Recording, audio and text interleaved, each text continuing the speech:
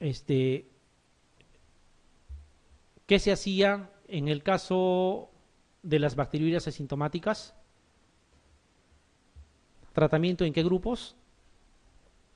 Gestantes, niños, y en el caso de varones con sonda, pero que van a ser sometidos a cirugía. Tengan presente eso.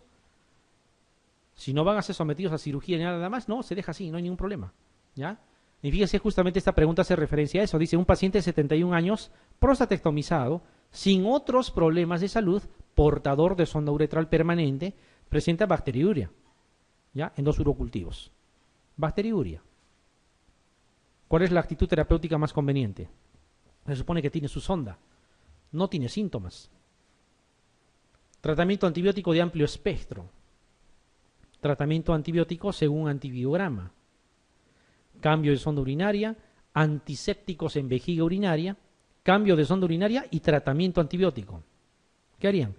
¿Se debe de tratar, para empezar, una bacteriuria sin síntomas? Salvo, si aquí me dijera que el paciente va a ser sometido a una cirugía, sí, no hay duda, pero no dice eso. Es un paciente que va a seguir con sonda incluso, lo más probable. ¿Qué se hace? Se cambia de sonda, así es, se cambia de sonda, ¿ya?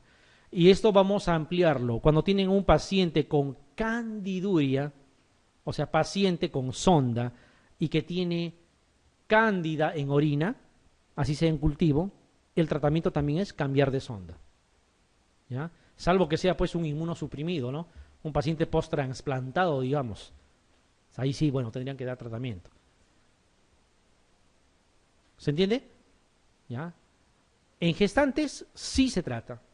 En niños se trata. En el resto de la población, y el otro grupo son los pacientes varones ancianos con patología prostática y con sonda. En ese grupo, única y exclusivamente si van a ser sometidos a instrumentación o una cirugía. Si no dice eso, no se trata, ¿ya? Porque no va a tener ningún beneficio tratarlo. Se va a volver a colonizar. Infecciones del sistema nervioso. Con eso creo que vamos a terminar, ¿no?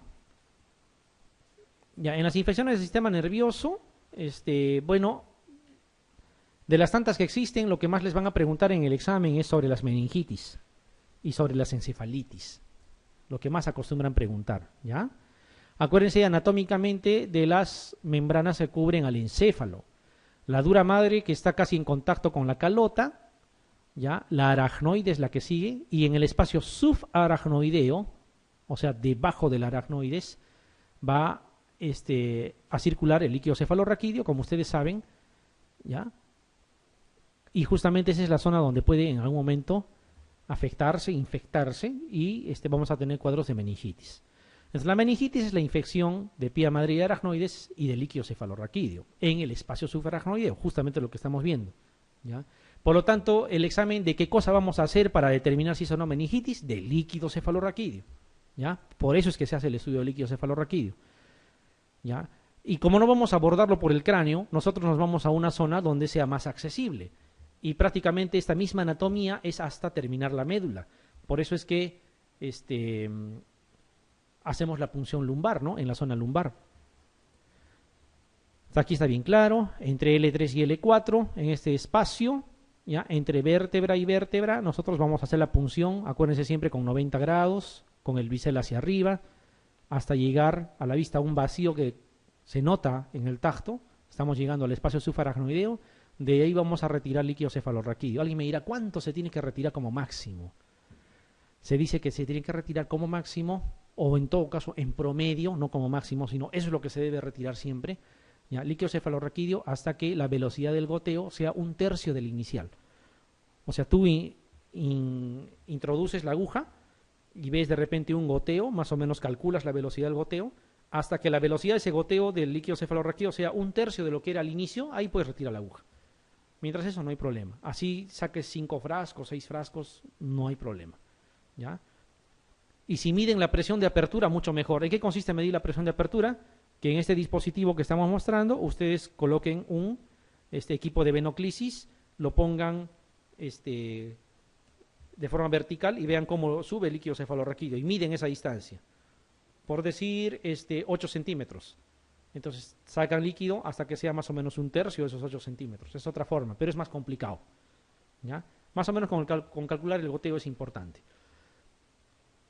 La zona donde se va a hacer L3, L4 más o menos, ¿ya? Que coincide con la intersección de las espinas ciáticas, ¿no es cierto? La intersección hace una línea con la columna, esa intersección más o menos es. La obtención del líquido cefalorraquídeo va a hacer que nosotros podamos estudiar el contenido de ese líquido cefalorraquídeo y básicamente vamos a investigar 3 parámetros. ¿Cuáles son? Proteínas, celularidad y ¿qué más? Y glucosa. Con esos 3 parámetros nosotros podemos definir si es bacteriano, si es viral o si es tuberculoso, que son las etiologías más importantes de meningitis. Y ahí están las características. Puede ser de etiología bacteriana, puede ser de etiología tuberculosa o puede ser de etiología viral. ¿Ya? Estas 3 fundamentalmente. También puede ser de etiología fúngica, obviamente. ¿Ya? Pero eso, como han visto cuando mirábamos VIH, tiene características propias que hace inequívoco al examen. Y lo que a mí me interesa es que diferencie estas 3 posibilidades. Y eso, hasta en la vida práctica, es así. De inmediato te ubica frente a qué cosa estás. Hacen la punción lumbar. Si lo que encuentran es celularidad a predominio polimorfonuclear, eso es bacteriano. ¿Ya? Si es a predominio mononuclear, hay 2 posibilidades, o es tuberculosa o es viral. ¿Cómo van a discriminar entre una y otra? Mirando la glucosa. Si la glucosa está normal, es viral. Si la glucosa ha disminuido, es tuberculosa. Punto. ¿Hay un complemento? Por supuesto que sí. Por ejemplo, que las células en bacteriana eleva por miles y en la tuberculosa eleva máximo por cientos. O sea, por ejemplo, si el valor normal más o menos de células es más o menos 50, ¿ya? Más o menos, digamos aquí vas a encontrar en... No, estamos hablando mal, estamos hablando de las proteínas. ¿Cuál es el valor normal de las... Retiro lo que he dicho, ¿ah? ¿Cuánto es el valor normal de las células? ¿Cuánto es? 3 por campo más o menos. De 10 células o más es meningitis. ¿Ya? Por si acaso. Puedo irme a la cárcel si hago valer lo que he dicho. ¿Cómo va a ser 50? ¿Ya? Eso es en proteínas. ¿Ya? Entonces, más o menos de 10 células a más ya es una meningitis, ténganlo presente, ¿ya? Ahora, estas células no siempre elevan pues hasta 10. En el caso de la tuberculosa, por ejemplo, pueden encontrarlo hasta 100, 150, 200, qué sé yo.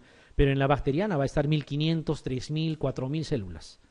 O sea, es por miles en las bacterianas y en la tuberculosa puede llegar hasta elevar por cientos, nada más, ¿ya? Y a predominio mononuclear en la TB, polimorfonuclear en la bacteriana. En la viral también es mononuclear y lo diferencian con la glucosa. ¿Estamos de acuerdo? Ya. ¿Qué más? Las proteínas en toditos están elevados, por lo tanto no les va a servir para discriminar nada. Las células también está elevado en todos y acuérdense que en la bacteriana es la que eleva más. Esto es lo que le va a servir, lo que está de amarillo. Eso sí le sirve para discriminar. ¿Estamos de acuerdo? Hay una salvedad que en la etiología tuberculosa, al inicio de la infección, es polimorfonuclear, los 3-4 primeros días, y después ya recién pasa a ser mononuclear. Tendrían que preguntarles de esa manera, ¿ya? Directamente, cómo es la celularidad, ¿no? En un cuadro de meningitis tuberculosa, los primeros días, y tendría que preguntarles ahí a predominio si es de mononuclear o polimorfonuclear. Pero si es para discriminar, en exámenes aquí o en cualquier otro sitio les van a considerar que polimorfonuclear definitivamente es bacteriana y mononuclear solo hay estas otras 2 posibilidades. ¿Estamos de acuerdo? ¿Ya? Así lo van a diferenciar. Ahora, por ahí van a encontrar algunas características. Cuando hablen de Gram, ustedes saben solo que las bacterias pueden dar Gram positivo o negativo. Gram es sinónimo de bacterias, ¿ya? Si les hablan de ADA, de esa enzima adenosíndeaminasa, está haciendo referencia a la TB. Claro que el ADA se eleva en criptococo, el ADA se eleva hasta en el caso de bacterianas también. Pero para situaciones del examen, ADA es sinónimo de TB. Sea en líquido cefalorraquídeo, sea en líquido pleural, sea en líquido sinovial, en lo que sea, ¿ya? ADA es sinónimo de TB. Más o menos eso es lo que tienen que acordarse para diferenciar. Y no se olviden esto, polimorfo nuclear bacteriana, TB y viral mononuclear, y la diferencia con la glucosa. La glucosa normal es viral y disminuida es TB, ¿ya? Tratamiento. Si es de etiología bacteriana, cefalosporinas de tercera generación. Acuérdense, ceftriaxona o cefotaxima. ¿Ya? Ceftriaxona es lo que más usamos, ¿ya? Si es que es bacteriana. Si estamos en edades extremas de la vida, o sea, si es un niño recién nacido o es un anciano, tienen que agregar ampicilina.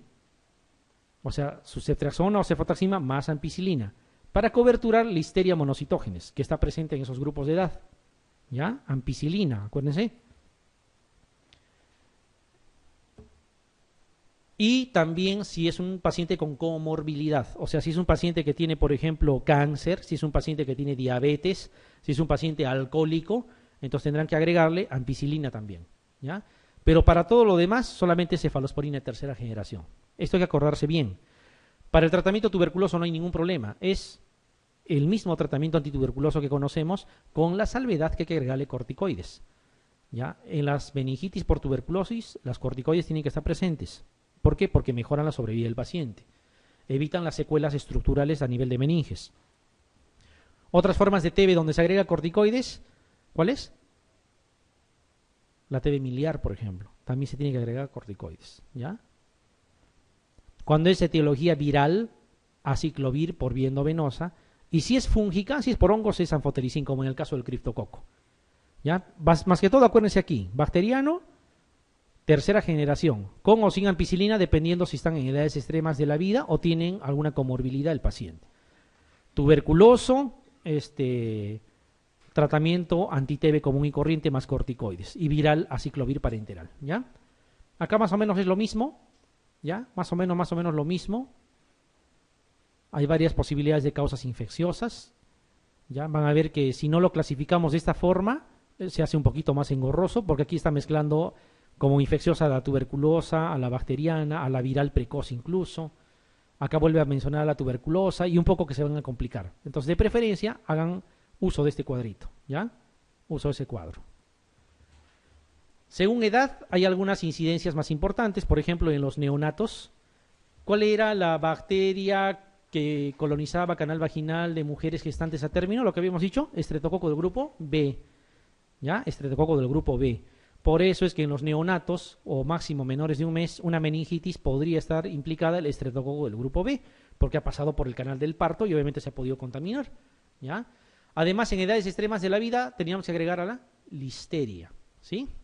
Listeria. ¿Y qué cosa más podría estar en el canal del parto? Los bacilos gram negativos como E. coli. ¿Estamos de acuerdo? Por eso son esas bacterias las que pueden causar meningitis en neonatos. En niños que ya salieron de la etapa de neonato hasta que cumplan 14 años más o menos, meningococo va a la cabeza. ¿Ya? Meningococo. O sea, Neisseria meningitidis. También Haemophilus influenza del tipo B. No estamos hablando virus de la influenza, estamos hablando de una bacteria, Haemophilus influenza tipo B. Y ya empieza a tallar neumococo como segunda posibilidad, porque en el adulto este neumococo pasa a ser lo primero. Y meningococo, que era lo primero, pasa a ser como segundo. ¿Estamos de acuerdo? Entonces, en el grupo de la gran mayoría es meningococo con neumococo. Neumococo es de adultos y meningococo de personas más jóvenes, ¿ya? En ancianos sigue siendo neumococo, ¿ya? Pero puede entrar por ahí gram negativos. Acuérdense de listeria también. Edades extremas de la vida, listeria, y por eso agregaban ampicilina, ¿ya? No se olviden, ¿ah? Situaciones especiales.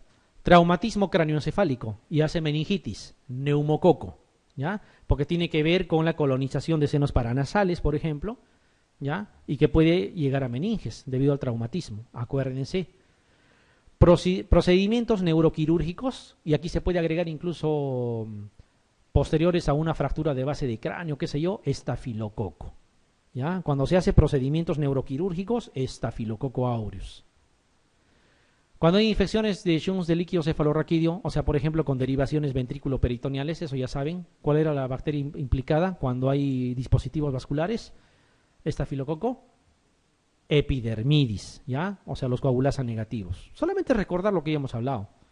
En los post-transplantados, ¿qué es un post-trasplantado? Es un inmunosuprimido. Ya habíamos dicho, edades extremas de la vida, o inmunosuprimidos, o con comorbilidad, Listeria monocytogenes, ¿ya? Huéspedes inmunocomprometidos, lo mismo, Listeria monocytogenes. Se van a dar cuenta en los ejercicios que vamos a ver de cómo más o menos responder. Aquí está el ejemplo, miren. Mujer de 75 años con diabetes mellitus, tiene comorbilidad, está en una edad extrema de la vida. Ya están pensando, ¿no es cierto? Tiene diabetes de hace 40 años, presenta cuadro meningio que al estudio del líquido cefalorraquídeo muestra 1300 células. ¿Cuál era el tipo de etiología que te llevaba por miles? Bacteriana. Y encima dice que 98% es polimorfo nuclear. Creo que no les quepa la menor duda. Esto es bacteriano. Bacteriano en un extremo de la vida, que es 75 años, y para colmo tiene una comorbilidad. Glucorraquia, o sea, glucosa en el líquido cefalorraquídeo 52. Alguien me dirá, esto está normal. Pero acuérdense que es diabética. Probablemente su glucosa en sangre sea mucho más alta todavía. Por lo tanto, hay consumo de glucosa. ¿Qué tratamiento indicaría mientras espera resultados del líquido cefalorraquídeo? O sea, le inician tratamiento empírico. ¿Qué le van a dar? ¿Con qué se trata una meningitis bacteriana? Con cefalosporina tercera, o sea, le dan ceftriaxona, ¿ya? Ceftriaxona o cefotaxima, cualquiera, pero está en edad extrema de la vida y tiene comorbilidad. ¿Deben de agregarle qué cosa? Ampicilina. Fíjense cómo se resuelve, la forma más sencilla del mundo, ¿ya? Entonces aquí es cefotaxima más ampicilina.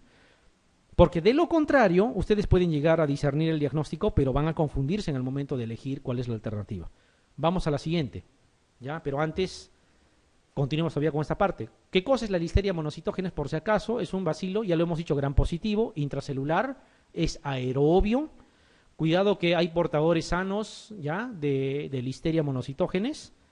Ya puede, las formas de contagio son muy diversas. Puede ser a partir de productos animales, desde carne, productos lácteos. Es una forma fácil de adquirir listeria. No necesariamente significa que te vas a enfermar, ¿ya? Porque uno lo puede adquirir y no enfermarse, y ser portador también. Puede haber transfusión transplacentaria también, por si acaso, de listeria, ¿ya? La más frecuente puerta de entrada es la vía digestiva, o sea, por alimentos contaminados puede ingerirse. Sin embargo, también por conjuntivas y todo lo demás, ¿no? Lo más frecuente es el portador asintomático. No significa que el que tiene listeria necesariamente esté enfermo. Por eso es que es patología de inmunosuprimidos. En los inmunosuprimidos sí les hace o les causa daño, ¿ya? Entonces, una bacteria de tipo gram positiva, acuérdense, solo para recordar, y miren en base a ese pequeño recuerdo y más lo que hemos dicho, paciente 72 años, diagnosticado de polimialgia reumática. Es una enfermedad inmunosupresora, como ustedes saben. En tratamiento con corticoides desde hace 6 meses. Está inmunosuprimido. Corticoterapia prolongada. Ingresa en el hospital por meningitis aguda, observándose en los hemocultivos dice bacilos gram positivos. O sea, ¿de qué tipo es? Bacteriano. Aquí ya no les dice de que se trate del estudio del líquido cefalorraquídeo. Ni siquiera les dice. ¿Ya? Pero yo sé que ahí hay bacilos gram positivos.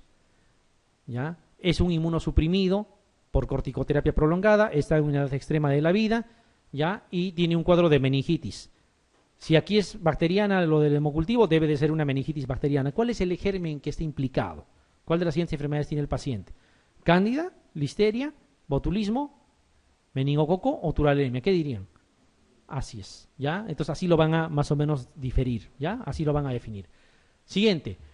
Señalar los agentes etiológicos más frecuentes de la meningitis aguda purulenta en adultos inmunocompetentes, o sea, no inmunosuprimidos, ¿ya? Meningitis purulenta es lo mismo decir meningitis bacteriana, por si acaso. ¿Staphylococcus aureus es el más común? ¿Qué dicen? ¿O era Streptococcus pneumoniae? ¿Sí? Streptococcus pneumoniae sí, ¿no es cierto? Entonces aquí nada que ver. Neisseria meningitidis, Haemophilus influenza y Streptococcus pneumoniae. Podría ser, ¿ya? Podría ser. Pero dice adultos, ¿ah? Y en adultos a la cabeza iba Streptococcus pneumoniae. Vamos a ver. Siguiente dice Streptococcus pneumoniae y Neisseria meningitidis. ¿Qué opinan? Eso está mucho más claro, ¿no? El otro dice bacilos gram negativos, Streptococcus galactiae, o sea, el del grupo B, y listeria. Esto será para neonatos más bien. Y el otro dice Enterobacter cloacae y Bacteroides fragilis, que no son agentes etiológicos de la meningitis. ¿Cuál era? En la gran mayoría que habíamos dicho, en las edades extremas de la vida hay que agregar a listeria. En las personas del resto de grupos, si son jóvenes, Neisseria meningitidis a la cabeza y después neumococo. Pero en los adultos era lo revés, primero neumococo y después Neisseria meningitidis. ¿Qué cosa van a marcar entonces? Neumococo o Streptococcus pneumoniae, que es lo mismo, y luego Neisseria meningitidis. Siguiente. La mayoría de las meningitis producidas tras un traumatismo craneal abierto o relacionadas con infecciones parameningias. Parameningia significa todo lo que puede estar colindando. Hemos dicho sinusitis, otitis, qué sé yo. En el área otorrinolaringológica son producidas por... ¿Qué van a marcar? ¿Cuál era? ¿Se acuerdan? Así es. Estreptococo neumoniae también. ¿Ya? Habíamos dicho que en los traumatismos craneoencefálicos también estreptococo neumoniae. Y hay una forma acá fácil de acordarse. Otorrinolaringológica. ¿Cuál es el agente bacteriano más común de la sinusitis? Estreptococo neumoniae. ¿Cuál es el agente más común de las otitis bacterianas? Estreptococo neumoniae. Por lo tanto, si eso va a invadir meninges, va a ser justamente ese tipo de bacteria. ¿Ya? ¿Cuándo es Staphylococcus aureus? Cuando es un procedimiento neuroquirúrgico nada más. ¿Ya? Varón de 72 años, alcohólico crónico, 72 años, que acude por un cuadro agudo de 24 horas de cefalea intensa, fiebre de 38 grados y disminución del nivel de conciencia. En la exploración se observa estupuroso con rigidez de nuca, o sea, tiene meningitis, ¿no es cierto? Meningitis en un anciano que está en la edad extrema de la vida, ¿ya? Y que tiene comorbilidad porque es alcohólico. El estudio urgente de líquido cefalorraquídeo objetiva, 3.500 células, o sea, incrementado por miles, es bacteriano. ¿Cómo se corrobora? 98% polimorfo nuclear. Proteínas, no nos sirve, hemos dicho. La glucosa está en 5, tampoco nos sirve para discriminar, ¿ya? Simplemente es bacteriano, ¿no es cierto? ¿O no? Polimorfo nuclear. Y es en un anciano y tiene comorbilidad como alcohólico. ¿Qué tratamiento sería el más adecuado? A ver, elijan. Cefalosporinas de tercera generación y ampicilina. ¿Estamos de acuerdo? ¿No se dan cuenta que los mismos les preguntan todas las veces? Quieren valorar si ustedes pueden diferenciar la terapia empírica, y la terapia empírica es sencilla. Hay que definir frente a qué grupo estamos. Dentro de estas mismas infecciones del sistema nervioso central tenemos el otro grupo, que es esos diplococos gram negativos intracelulares, eran Neisseria, ¿no? O sea, no siempre es Streptococcus pneumoniae, puede ser Neisseria meningitidis. ¿Cuál es la diferencia? Si hablamos de morbilidad y de mortalidad, más mortal es Streptococcus pneumoniae, pero causa más morbilidad Neisseria meningitidis, porque Neisseria meningitidis se puede transmitir hasta por el aire, ¿ya? Entonces, por ejemplo, en el caso de una meningitis común y corriente, ustedes tratan al paciente y no se van a contagiar, pero en el caso de una Neisseria meningitidis sí se pueden contagiar, ¿ya? Una Neisseria meningitidis sí puede significar contagio. Portadores sanos en nasofaringe existen de Neisseria meningitidis, pueden invadir la circulación produciendo meningitis, ¿ya? Puede producir también artritis o otro tipo de infecciones llamadas metástasis sépticas, o sea, puede por la sangre irse para cualquier lado, ¿ya? Se tiene que administrar profilaxis a quienes tuvieron contacto con este tipo de pacientes, pero contacto cercano me refiero, ¿ya? Con rifampicina o con ciprofloxacino. Si se trata de gestantes, con espiramicina, ¿ya? Les van a preguntar por rifampicina o ciprofloxacino fundamentalmente. Pero los que tuvieron contacto cercano, o sea, por ejemplo, en un tópico de emergencia, los que atendieron al paciente. No es que toditos los que están en la emergencia, ¿ya? Hay que ubicar el grupo de riesgo.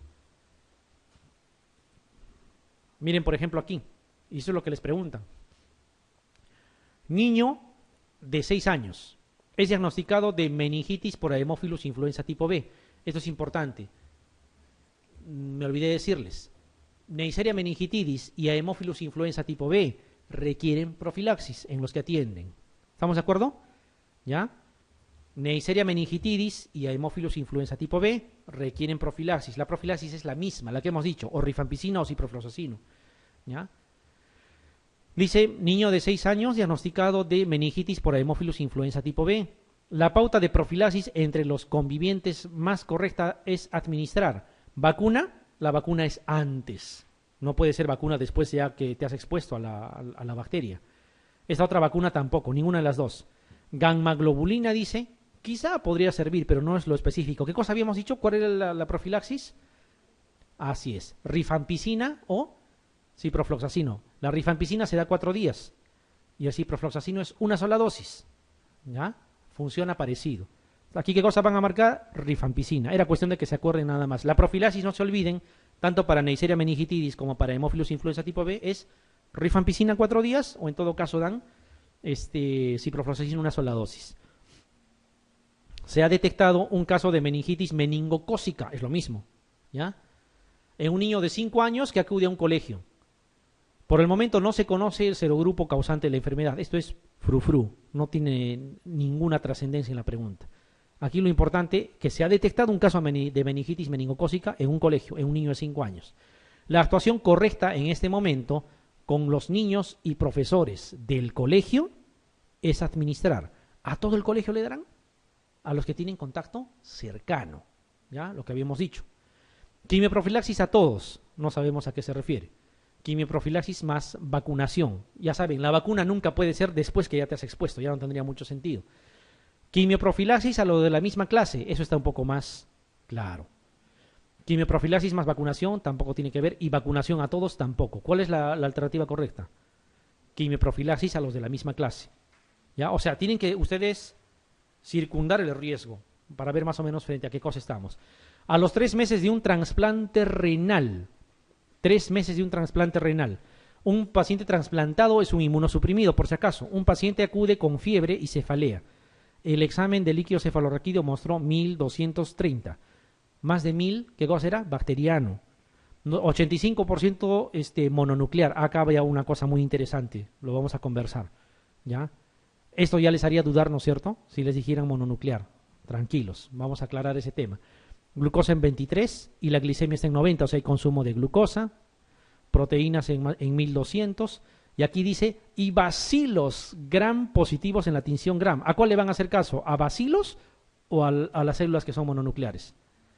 Los bacilos que se han aislado, ¿ya? Y yo les voy a decir al final que es lo mismo, tranquilos.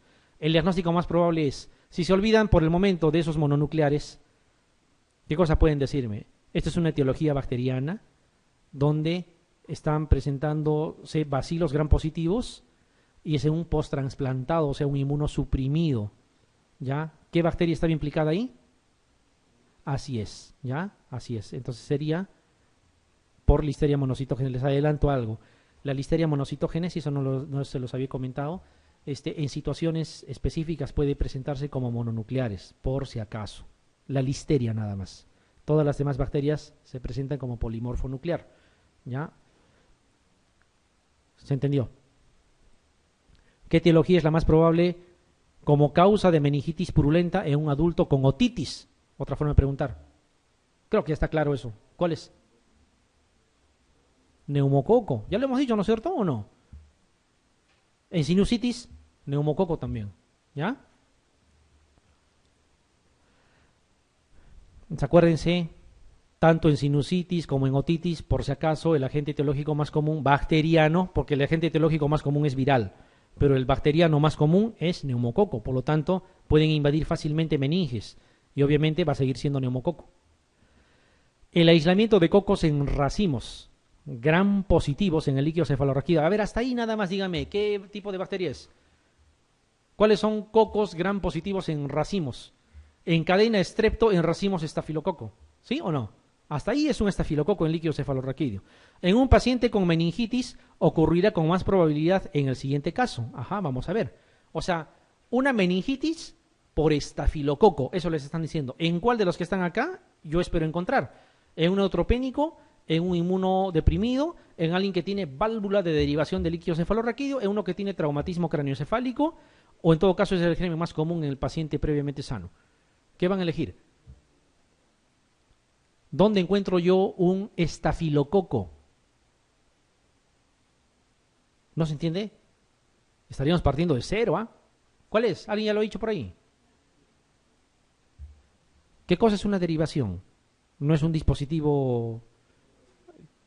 Entonces, ¿qué tipo de bacteria va a estar? ¿Estafilococo? Epidermidis, ¿no es cierto? ¿Es un estafilococo o no? Claro. Entonces, yo sí espero encontrar una meningitis por estafilococo, pero yo sospecho que debe de tener algún factor de riesgo, y el factor de riesgo es tener una derivación, tener un dispositivo invasivo, ¿ya? ¿Y cómo se ven los estafilococos? Así como estos de aquí. Son cocos en racimos, ¿ya? O sea, válvula de derivación de líquido cefalorraquídeo. Ahí está la válvula de derivación de líquido cefalorraquídeo, dispositivo invasivo, estafilococo epidermidis, no se olviden, ¿ya? Por si acaso, las meningitis virales son los enterovirus, los más comunes. El enterovirus, solamente para recordarles, ¿qué tipo de virus es? ¿DNA o RNA? Si le quito virus y me queda entero, tiene significado la palabra, por lo tanto es RNA. ¿Estamos de acuerdo? Además, estos enterovirus pertenecen a los picornavirus. Y picornavirus, acuérdense, era RNA virus. ¿Ya? Siempre traten de acordarse. ¿Eh? Sin embargo, la meningitis no es lo más común desde el punto de vista viral, sino más bien las encefalitis. ¿Y cuál es la diferencia? En las encefalitis no hay signos meningios. En las meningitis, sí. Entonces, una encefalitis es cefalea, mal estado, trastorno del sensorio, fotofobia, ¿ya? Y una meningitis es eso mismo, más rigidez de nuca, Kernin, Brusinski, ¿no? Signos meningios. Y de las encefalitis, si bien es cierto, los enterovirus de las meningitis, de las encefalitis es el herpes. Herpes, ¿ya? ¿Y el herpes afecta a qué parte del encéfalo de preferencia? Lóbulo temporal. Lóbulo temporal. ¿Ya? El lóbulo temporal es el que más afecta los herpes. ¿Cómo se hace el diagnóstico de herpes? El diagnóstico de herpes, bueno, en el líquido cefalorraquídeo, ¿qué cosa van a encontrar? ¿Polimorfo nuclear o mononuclear? Mononuclear. ¿Consumo de glucosa o glucosa normal? Glucosa normal. Porque si fuese consumo de glucosa es TB, ¿ya? Glucosa normal. Pero ahí eso no les dice que definitivamente es herpes. Se hace una prueba que se llama, bueno, la prueba de reacción en cadena en polimerasa. Es el único tipo de encefalitis o de meningitis que se diagnostica con PCR. ¿Ya? PCR para herpes. ¿Qué tipo de herpes? Tipo 1, 2, 3, 4, 5, 6, 7, 8. ¿Cuál? Hay 8 tipos de herpes, aunque ahora se habla de un noveno, pero hablemos de los 8 conocidos.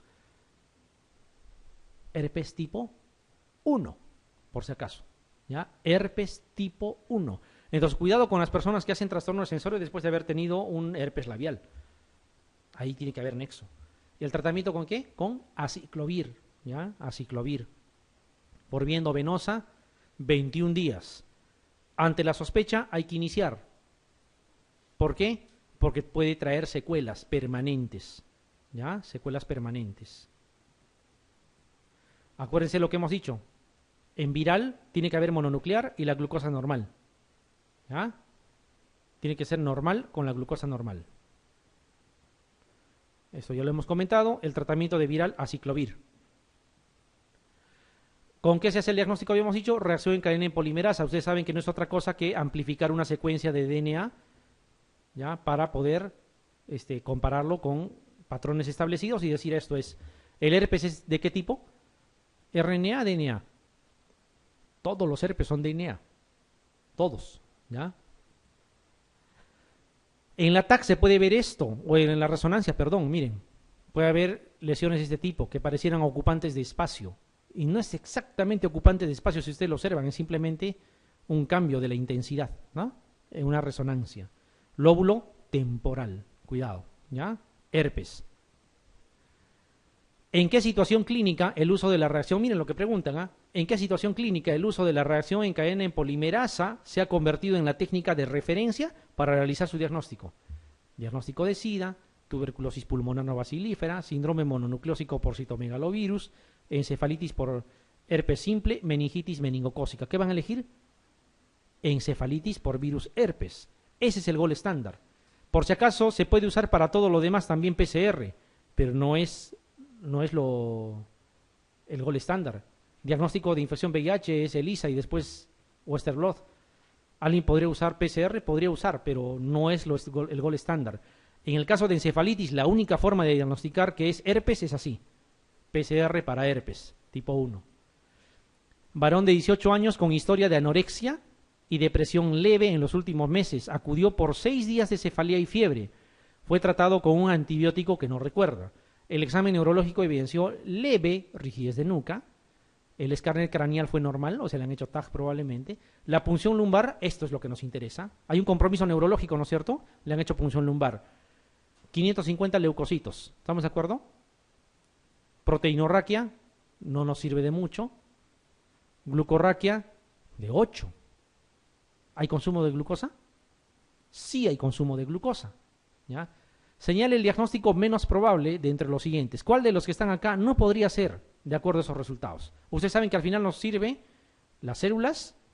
Ni siquiera nos dice si es mononuclear o polimorfo nuclear. Por lo tanto, tampoco nos sirve mucho. Pero yo creo que la glucorraquia sí. Tuberculosa por neumococo, ¿Por meningococo viral o por Haemophilus influenza? ¿Cuál no podría ser con este valor de glucosa? Viral, porque en la viral no se consume glucosa. Así es simple. ¿Ya? Así es simple.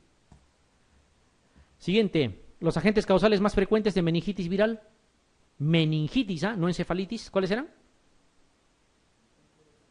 Así es, enterovirus. Si eso no reparan, alguien podría marcar herpes virus. Herpes es para encefalitis. Meningitis, habíamos dicho bien claro, son enterovirus. ¿Se acuerdan de esto? Parálisis faciales. La parálisis facial, donde ya aflora lesiones de herpes, o sea, un herpes facial, que aquí todavía no se ve, ya un herpes facial, tiene este nombre propio, ¿no? Síndrome de Ramsay-Hunt, ¿no es cierto? Y este síndrome de Ramsay-Hunt es justamente esa reactivación de la varicela a nivel facial, ya que va a afectar un ganglio conocido. ¿Cómo se llama ese ganglio? ¿Cómo se llama? El ganglio de Gasser se llama, ¿no? ¿Ya? Cuidado, entonces, hay que tratarlo, puede dejar ciego a la persona también, hay que tratarlo, se le da, ¿qué cosa se le da en este síndrome? Por eso todas las parálisis faciales al final lo tienen que tratar así, no se olviden. ¿Qué le dan? Aciclovir, doctores, tienen que dar aciclovir en las parálisis faciales, 800 miligramos 5 veces al día, más corticoides, 5 días de corticoides, prednisona a dosis plenas, por lo menos 50 miligramos cada 24 horas. Si es 70 miligramos, mejor todavía, para que el paciente se recupere prontamente, ¿ya? ¿Por qué? Porque está demostrado que la parálisis facial está causada etiológicamente por el virus herpes, ¿ya? Por el virus herpes, la reactivación del virus de la varicela, ¿no? A veces se presenta así. Esto, por ejemplo, ya nos debe llamar la atención, es un herpes zóster facial. No hay que esperar que cause problemas. Acá, igualito. Tratamiento con aciclovir 800 miligramos 5 veces al día, más corticoides. Hay que completar 7 días de aciclovir y 5 de prednisona, ¿no? Hay que tener cuidado. ¿Cuál es el ganglio que se ha implicado en el síndrome de Ramsay-Hunt? Así a veces preguntan. Está bien que les haya dicho ¿cómo se llama? El ganglio de Gasser. O a mí también me está afectando la hipoglicemia.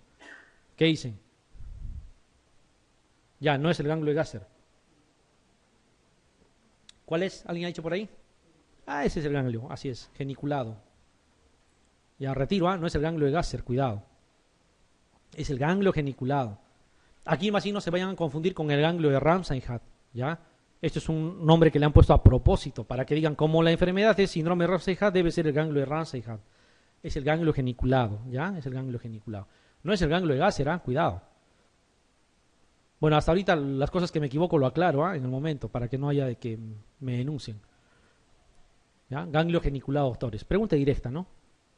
A ver, practicamos lo último que falta. Ante un paciente con cuadro agudo, dice, de cefalea, fiebre, rigidez de nuca y discretos elementos afásicos en la exploración del lenguaje, que presenta líquido cefalorraquídeo con pleocitosis linfocítica, que es lo mismo a decir mononuclear, ¿ya? Mononuclear. Discreta hiperproteinorraquia, eso no nos sirve, ya hemos dicho. Glucosa normal, linfocítica, glucosa normal. ¿Qué será? Viral, así es. La tomografía craneal es normal. ¿Qué tratamiento instauraría de forma empírica? Muy bien, doctores. Así me tienen que responder esto. En el caso de la TB, que es lo último que falta, es casi lo mismo, con la diferencia que ese mononuclear tiene que tener glucosa disminuida. Esa es la diferencia con la parte viral. Y el tratamiento, ya hemos dicho, anti-TB más corticoides. A ver, vamos a ver acá. Paciente de 67 años presenta cefalea. Confusión. Fiebre 38, desde hace 2 semanas. Esa es otra característica. La bacteriana es aguda. En 2-3 días se instala. La tuberculosa demora 3 semanas, 2 semanas, 15 días. ¿Ya? Subagudo. En la exploración se aprecia rigidez de nuca y parálisis del sexto par. Esa es otra característica de la TB. Afecta pares craneales. Y el sexto par es el más afectado. ¿Ya? La tomografía craneal muestra un aumento de la densidad en cisternas basales. El líquido cefalorraquídeo, desde aquí nos importa. 300 células, ya le hemos dicho, no aumenta por miles, aumenta por cientos nada más. 80% linfocitos. ¿Qué es ahí? o es TB o es viral, ¿no es cierto? Glucosa en 20. ¿Hay consumo de glucosa? Sí. Entonces, si es linfocítica con consumo de glucosa, ¿qué es? ¿Qué es? ¿Viral o TB? TB, porque si fuera viral la glucosa estaría normal, ¿ya? Proteínas no nos importa mucho, la tinción de Gram no muestra gérmenes, si el Nielsen es negativo, por si acaso el Sil Nielsen no esperen que sea positivo. En ninguna meningitis el Sil Nielsen es positivo, ¿eh? ¿Cuál es el diagnóstico? De todo lo que hemos mencionado, lo que nos sirve es que sea linfocítica con consumo de glucosa, nada más. ¿Qué cosa es? Meningitis tuberculosa. ¿Qué cosa han usado de toditos los datos? Que sea mononuclear y que tenga consumo de glucosa. A ver aquí, hagamos lo mismo. Cuadro clínico con instalación insidiosa de cefalea, irritabilidad, obnubilación, dolor, todo eso, bueno, está bien, pero no nos sirve. ¿Está bien? Dice resistencia a la flexión pasiva de la nuca, o sea, rigidez de nuca. Líquido cefalorraquídeo levemente opalescente, no nos sirve. Aquí sí nos sirve. 200 células a predominio linfomononuclear. Perfecto. Hay dos posibilidades ahí. ¿Cuál es? Una es que sea tuberculosa, otra es que sea viral. Hiperproteinorraquia no nos sirve. Hipoglucorraquia, o sea, hay consumo de glucosa. ¿Qué es? Entre TB y viral, ¿qué cosa es? TB, así es. Y se responde así. ¿Ya? Tuberculosa. Hagan la prueba, busquen los bancos de preguntas, van a encontrar preguntas de este tipo. Y con esa es la forma de cómo tienen que diferenciarlo. A ver aquí, niño de 8 años de edad, presenta fiebre, irritabilidad y vómitos de 10 días de evolución. En la exploración física se observa anisocoria, parálisis del tercer par, no se olviden los pares craneales en la TB, ¿ya? TAC craneal sin contraste no muestra lesiones. A la punción lumbar se obtiene líquido cefalorraquídeo de aspecto claro. Desde aquí nos importa. 560 células, 90% mononucleares. Dos posibilidades. O es tuberculosa o es viral. ¿Sí? Glucosa en 18. ¿Qué será? TB, así es. El tratamiento a instalar, ¿qué cosa es? Cefalosporina de tercera, aciclovir, meropenem, vancomicina, tratamiento antituberculoso. O todo más anfotericin todavía. ¿Qué dirían? Tratamiento antituberculoso, ¿no es cierto? ¿Se entendió? Ya. Hay que practicar ese tipo de preguntas. Está en la mayoría de los bancos. ¿Ya? Esa forma de discernir les va a ayudar a ganar tiempo. ¿Listo, doctores?